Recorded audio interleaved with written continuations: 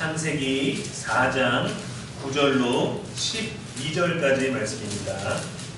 여호와께서 가인에게 이르시되 내 아우 아벨이 어디 있느냐? 그가 이르되 내가 알지 못하나이다. 내가 내 아우를 지키는 자니까. 이르시되 내가 무엇을 하였느냐? 내 아우의 핏소리가 땅에서부터 내게 솟아오니라. 땅이 그 입을 벌려 내 손에서부터 내 아우의 피를 받았은즉 내가 땅에서 저주를 받으리니 내가 밭을 갈아도 땅이 다시는 그 효력을 내게 주지 아니할 것이요 너는 땅에서 피하며 유리한 자가 되리라. 아멘. 이는 살아계신 우리 하나님의 말씀입니다. 이 시간 우리가 읽은 말씀 가지고 얻으려다 유리하게 된 가인이라는 제목으로 말씀 나누겠습니다. 사람의 인생이 참으로 무섭죠. 아담과 하와로부터 첫 출생이 있었고 첫 자녀를 가지게 되었는데 그 첫 번째 자녀가 살인자가 되어버렸어요. 그냥 말 안 듣는 불순종. 그거야 뭐 부모가 그렇게 했으니까 어쩔 수 없다 받아들일 수 있겠지만 살인이라는 일이 이게 한참 지나서가 아니라 막 30대손 20대손이 아니라 인류가 엄청 많아지고 언어가 뒤섞인 상태가 아니라 성경상으로는 10명도 안 될 것 같은 이 인원 사이에서 지금 가인이라는 첫 번째 아들이 살인자가 되었습니다. 가인의 이름은 얻다, 획득하다라는 뜻을 가지고 있어요. 소유하다. 근데 그는 동생 아벨과의 사이에서 어떤 형제의 사이였는지 모르겠지만 저희 아들 둘도 보니까 3살 차인데 서로 싸우면서 놀아요. 제발 좀 다투지 않았으면 좋겠는데 그들의 방식인지 계속 싸워요. 뭘 내기를 하자, 대결을 하자 하면은 자꾸 주도하는 사람이 법칙을 바뀌어서 어떻게든 형을 이기게 하고 싶고 뭐 동생을 이기게 하고 싶은 게 아니라 자기가 이기기 위해서 애를 씁니다. 그러다가 동생은 늘 형을 이길 수 없으니까 형한테 설명을 해줘요. 동생이 자꾸 달리다가 법칙을 바꾸는 이유는 평생 너를 이길 수 없기 때문에 이기고 싶어서 그런 거야. 널 이기고 싶어서 다른 방법을 쓰는 거니까 억울해하지 말고 그냥 한 번은 아이고 못 따라잡겠다고 져주면 동생이 너무 좋아할 거라고. 저랑 같이 동생 가니까 천천히 가자 하고 쫓아가 봤는데 동생이 이겼다고 도착하자마자 두 팔을 들고 와우 아빠도 이겼다고 좋아하는 거예요. 그래서 저도 이제 첫째하고 둘이서 이거 봐 하고 좋아했죠. 이거는 단순히 우리가 이기기 위한 무언가가 아니라 원하는 것을 상대방에게 내어주고 우리는 뭔가 다른 뿌듯함과 깨달음을 얻는 거예요. 근데 아담과 하와도 사실은 하나님 말씀에 불순종함으로 말미암아 깨달음을 얻었을 텐데 이들에게는 경험된 게 없었습니다. 아담과 하와에게는 남편에 대한 모습을 본 적이 없었고 아내에 대한 모습을 본 적이 없었고 부모에 대해서 보고 자란 게 아무것도 없었어요. 아이를 낳는다는 것, 가정을 이룬다는 것, 내 몸에서 또 다른 사람이 태어난다는 것, 그것이 여자라는 것. 남자는 여자가 그러는 동안에 밖에 나가서 하루 종일 수고해야 된다는 것. 그 어떤 것도 단 한 번도 보고 배우고 듣지 못한 것들을 해내야 해서 얼마나 서툴르고 당황했겠습니까? 하나님이 그때그때마다 알려주셨으면 좋겠지만 사람이 그때그때 알 수 없는 일들을 경험하고 학습함으로 인해서 그 모든 상황을 통해 하나님을 찾게 되는 것을 원하시지 않았을까요? 왜 이런 일이 일어났을까? 이건 어떻게 해야 될까? 난 이거는 듣도 보지도 못했네 라고 했을 때 우리의 이 당황함을 가지고 하나님은 우리들에게 어떻게 알려주실까? 하나님께 나는 어떻게 물어야 될까? 그런 고민들을 가졌으면 좋겠을 텐데 첫 번째 가정은 그렇지 못했어요. 가인도 너무 어려웠겠죠. 아벨은 양치는 자였고 가인은 농사하는 자였습니다. 그들이 여호와께 예배를 드리게 되었는데 첫 예배에서 하나님이 받으시는 예배와 하나님이 받지 않으시는 예배가 있다는 걸 우리가 여기 창세기에서 알게 된 거예요. 그들이 시간이 지나 제물을 가지고 하나님께 드리게 되었는데 둘 다 받으셔야 되는데 하나님이 받지 않으셨어요. 아벨은 믿음으로 여호와께 예배를 드렸다라고 성경이 증언합니다. 히브리서 11장 4절에 믿음으로 아벨은 가인보다 더 나은 제사를 하나님께 드림으로 의로운 자라 하시는 증거를 얻었으니 믿음으로 예배를 드렸는데 가인보다 더 나은 제사라고 비교급을 사용합니다. 그러니까 가인의 예배도 좋은 거였어요. 가인의 예배는 나쁜 게 아닙니다. 가인의 예배도 귀한 것이었는데 더 나은 제사를 아벨이 드린 것이죠. 그러니까 어떤 제물을 드리냐보다 어떤 믿음으로 제사를 드리냐가 더 중요하다는 걸 알 수 있죠. 간단하게 먹는 음식에 정성을 쏟고 마음을 쏟고 섬김을 쏟는 것과 엄청 화려한 음식을 준비하면서 여기다 엄격한 잣대와 율법과 법칙과 질서를 만들어서 이 밥 먹는 것에 대해서 내가 뭔가 주인이 된 듯한 걸로 한다면 그 밥을 대접받는 사람들은 오히려 마음이 불편하고 어려울 수 있겠죠. 재물의 문제가 아니었습니다. 근데 아벨은 양의 첫 새끼와 그 기름으로 드렸다라고 되어 있는데 이 얘기 듣기만 해도 좀 값이 나가잖아요. 고깃집이 더 비싸지 않나요? 고깃집 가면 야채를 주지만 야채집 가서 고기를 주진 않잖아요. 근데 이거는 하나님이 받으셨습니다. 가인은 땅의 소산으로 여호와께 드렸는데 받지 않으셨어요. 그러면 하나님은 채식주의가 아니라 육식주의자신가요? 하나님은 고기를 더 좋아하시는가요? 아니면 거기에 쥐어짠 고급스러운 기름이 있어서 그랬을까요? 믿음이 있다라고 했죠. 아벨에게는 여호와를 향한 믿음이 있어서 스스로 자신이 첫 새끼를 구별한 거예요. 하나님이 처음 것을 나에게 바쳐라라고 요구하신 게 아니라 아벨에게는 하나님과 교제하고 하나님께 감사하고 싶은 뭔가가 있어서 첫 새끼를 드린 거예요. 재물의 문제가 아니라 마음의 영역이었습니다. 그런데 가인은 몹시 분해서 안색이 변해버렸어요. 마음이 선하지 않았기 때문에 얼굴로 드러났겠죠. 보이지 않았던 그것이 좋은지 나쁜지 몰랐는데 안색이 변해버리니까 야 이거 위험하구나 좋지 않다를 인지할 수 있었습니다. 하나님은 그 마음을 아시고 죄가 문 앞에 있으니 죄를 다스리려고 분명히 말씀하셨는데 다스리지를 못했죠. 기회가 없던 게 아니에요. 기회가 있었어요. 다스려라. 근데 다스리지 못했고 다스리지 않았습니다. 단순한 불평, 부정적인 말, 투덜대는 것, 돌을 던지는 것, 문을 쾅 닫는 것, 발로 양의 새끼를 차거나 양팔을 발로 차는 것, 그렇게 끝나지 않았어요. 생명의 주관자이신 하나님을 대신해서 생명을 끊어버렸습니다. 근데 이렇게 자신의 죄를 저지르고 나서 두려움이 왔죠. 야, 이건 엄청 잘못됐구나. 근데 그 죄를 감당할 자신이 없어서 동생을 죽인 그가 다른 이가 자기를 죽일까봐 두려워지기 시작했습니다. 우리는 이 시대의 가인과 같은 살인자를 사이코패스라고 해요. 공감 능력이 없고 죄책감이 결여되어 있고 충동적이고 자기중심적이고 반복적으로 반사회적인 행동을 하는 성격장애를 가진 사람들입니다. 사람을 해치는 데 있어서 명백한 이유가 없어요. 화는 자기 안에서 났는데 분풀이는 아무도 모르는 사람에게 베풀죠. 이유와 명분도 없이 살인을 저지릅니다. 무엇이든지 상대방이 그 무엇이 아니라 자신의 마음, 감정 상태에 따라서 이 범죄를 저지를지 말지를 스스로 판단하죠. 근데 그것도 규칙이 없습니다. 그냥 저지르고 싶을 때 묻지마 살인과 같이. 무엇이 그를 이토록 비참한 인생이 되게 했을까요? 왜 가인은 그런 살인자가 되어야 했을까? 무엇이 그의 예배를 여호와께서 받지 않으시는 예배가 되게 했을까요? 마음의 문제였습니다. 마음. 어떤 마음으로 예배를 드렸는가?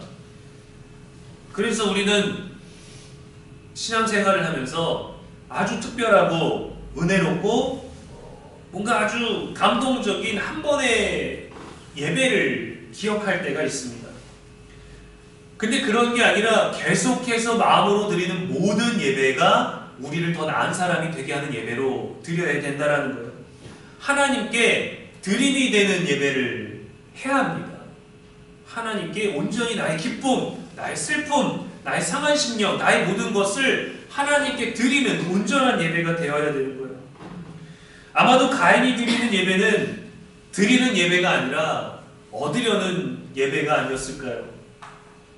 하나님을 향해 드리는 예배가 아니라 예배를 통해서 무언가 목적을 이루려고 하지 않았을까요?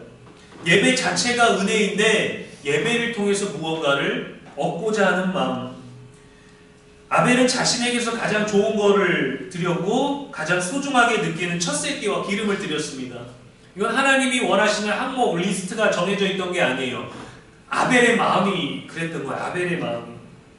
어떤 좋은 일이나 기쁜 소식이 있으면 여러분 누군가에게 전하고 싶은 그 우선순위가 우리 안에 있지 않습니까?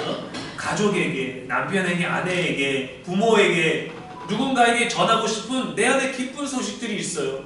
그것이 정말 너무도 기쁜 소식이기에 알리고 싶은 거예요. 저는 재수하고 나서 신학교 발표가 났을 때 그냥 그 소식만 듣고 너무 기뻤는데, 이 소식이 제가 다니던 교회에 퍼졌는데 하루에 막 40통 문자 전화가 막 왔습니다. 제가 합격했다라는 그 소식을 온 교회 분들이 다 기뻐해 주신 거예요. 알고 보니까 제가 너무 예민하고 또 실패할까봐 두려워하는 그런 것들 때문에 말을 못하고 있었는데, 저희 누나나 가족을 통해서 소식을 듣고 본인들이 또 얼마나 그 교회 동생과 교회에 있던 청년을 위해서 눈물로 울면서 기도하고 그랬던지 그 모든 마음들이 한 번에 싹 밀려오는데, 와, 너무 감동스럽더라고요. 우리는 그 한순간이 필요하다고 생각하지만 그 모든 순간을 그렇게 하나님께 드림이 될 수 있는 것입니다. 또 제가 첫 아이를 맞이했을 때 그 첫 아이의 생명을 제 팔에 안고 처음 느꼈던 게, 생각보다 이쁘지 않구나. 첫 아기를 낳았을 때 진짜 막 날개 달리고 머리에 황금링이 있는 아기를 받을 줄 알았는데, 저희 아이가 좀 크게 나왔어요. 거의 4kg 다 되게 나왔는데 머리가 되게 엄청 크게 나왔고, 이 나오는 중에 머리가 찌그러져고 좀 삼각형처럼 나왔어요. 둥그렇게 싹 나와야 되는데 아내가 좀 엄청 힘들었죠. 크게 나오는데 머리가 이렇게 조금 삼각형에, 여러분 그 해리포터라는 영화 보시면 거기에 해그리드라는 그 동물 다루는 큰 사람이 있습니다. 머리숱도 많아가지고 되게 많이 나와가지고 머리숱도 많아서 막 폭슬폭슬하게 나왔는데, 애가 눈은 안 떠가지고 막 모든 게 아름다울 줄 알았는데 뭐 다 어른처럼 장발 나오고 막 머리 이렇게 삼각형으로 좀 찌그러져 있고, 이거 8시간 뒤면 돌아옵니다라고 했는데 딱 처음 알았을 때 막 애기야 잠깐 멈춘 정적이 있었어요. 그리고 이제 다시 이제 아이의 어떤 호흡 이런 것들을 안정시킨 다음에 4시간 뒤에 다시 오세요. 그때 데리고 왔을 때는 너무 기쁜 거예요. 그때는 이 아이가 방구를 끼고 똥을 싸도 다 예쁜 거예요. 진짜 너무 예쁜 거예요. 이 기쁨이 딱 왔을 때 이 기쁜 소식을 부모님께, 내 아는 사람, 내 친구, 내 결혼에 대해서 아는 모든 사람들한테 막 전하고 싶은 거예요. 사진 찍어갖고 막 돌리고 막 애기 낳았어요. 첫째입니다. 이 아이 이름을 6개월 동안 고민했어요. 이 기쁜 소식을 전하고 싶은 거예요. 이건 자랑이 될 수도 있겠지만 제가 할 수 있는 게 아니잖아요. 물건을 사서 나 명품백 샀어, 이게 아니잖아요. 그거 나도 돈 아끼면 살 수 있는 거지만, 이 아이는 세상에서 평생의 유일한 아이입니다. 아무리 이 아이의 유전자를 가져다 복제하더라도 이 아이는 평생에 저에게, 모두에게 하나밖에 없는 존재잖아요. 이 아이를 맞이한 이 기쁨을 막 전하는데 너무 그 전하는 것도 너무 행복한 거예요. 아벨의 마음이 그러지 않았을까요? 하나님께서 주신 인생에서 내가 양을 치는데 이 양들이 새끼 낳는 걸 보니까 너무 신기한 거예요.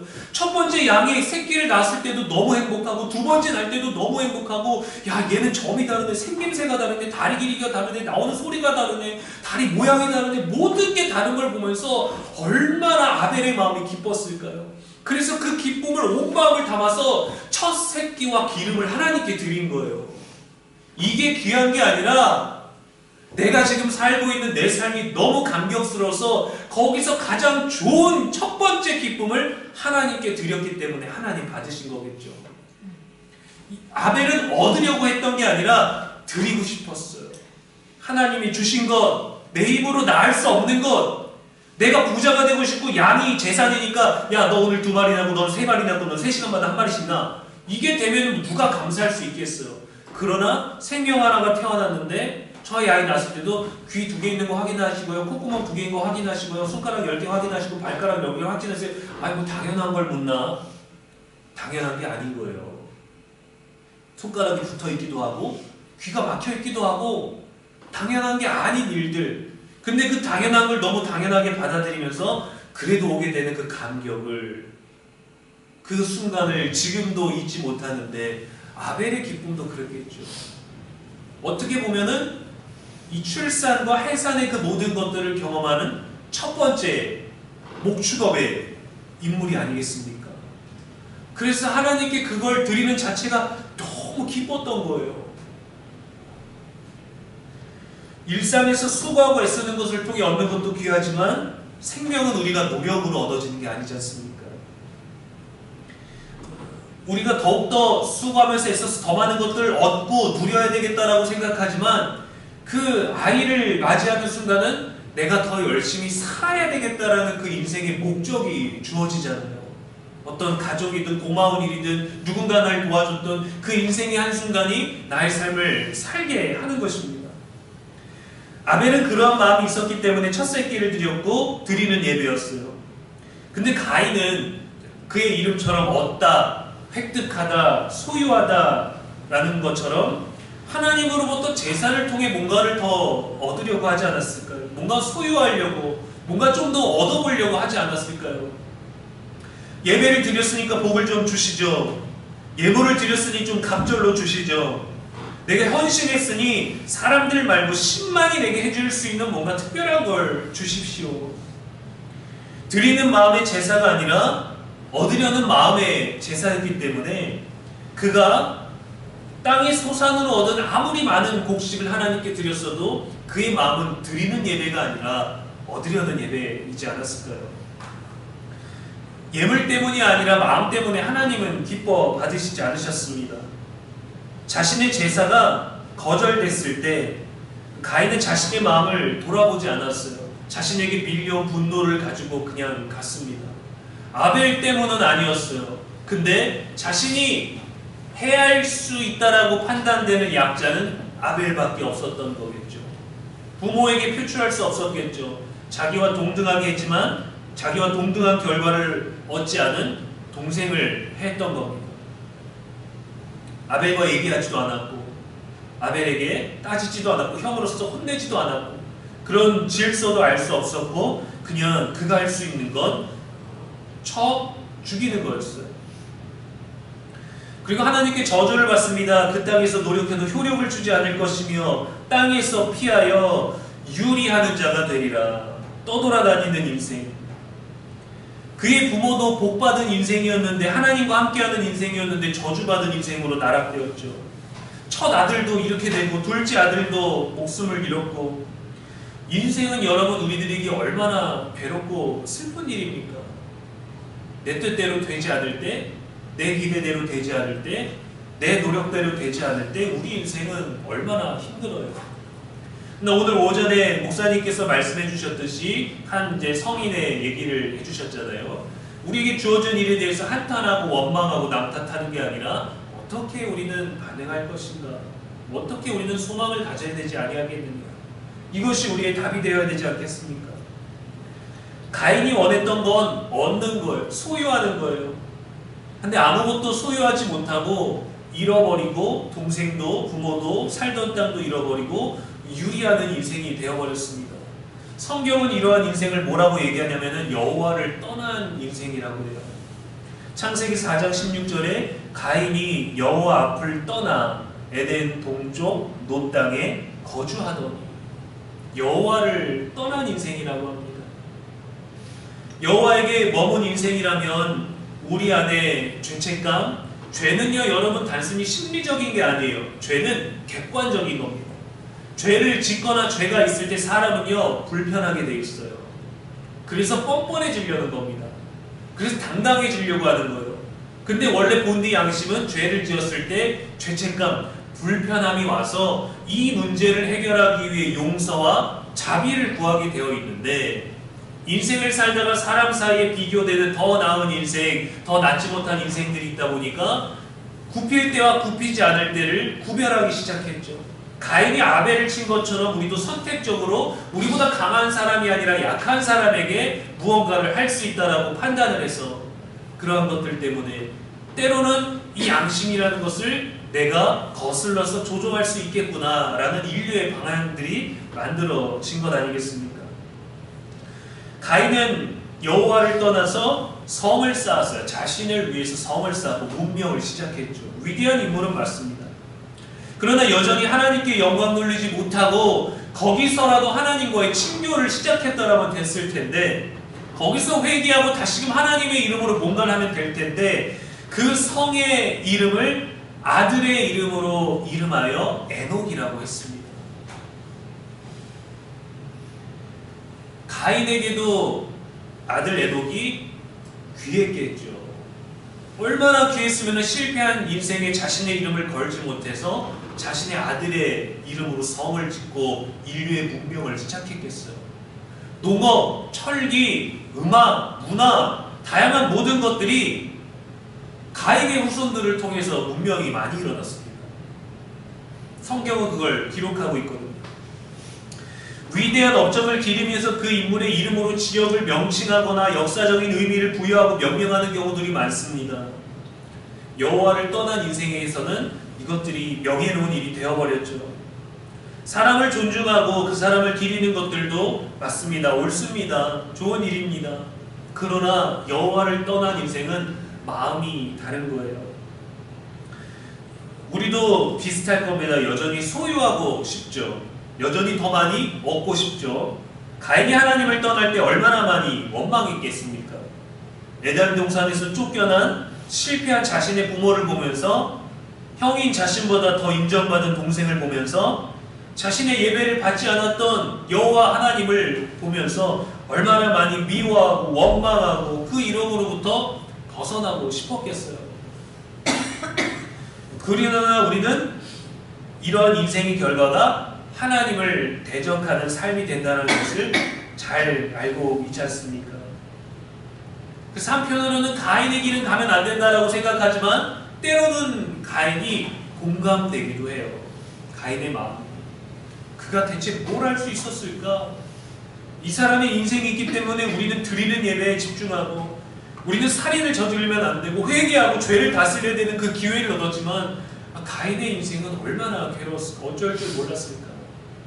다른 모양, 다른 방법, 다른 시기, 다른 무게감으로 우리도 인생의 이런 어려움들을 경험하지 않습니까? 하나님이 다스려라, 그건 아니다 라고 해주신다면 얼마나 고마워요. 얼마나 감사한 기회입니까? 사랑하는 여러분, 우리가 그래서 매번 드리는 예배가 정말 중요합니다. 가진 걸 나눠드리는 게 아니라 하나님은 거지가 아니에요. 우리가 헌금 좀 아낀다고 우리가 좀 더 드린다고 하나님이 부해졌다 가난해졌다 하시는 게 아닙니다. 하나님은 마음을 보시죠. 중심을 보신다고 하셨어요. 하나님을 통해서 얻으려는 예배에는 하나님이 무슨 반응을 하실까요? 하나님께 드리는 예배, 아벨의 예배를 우리가 드린다면 드림으로 인해서 얻는 것 때문이 아니라 드리는 것 자체가 기쁨이 되는 예배를 우리는 항상 드릴 수 있습니다.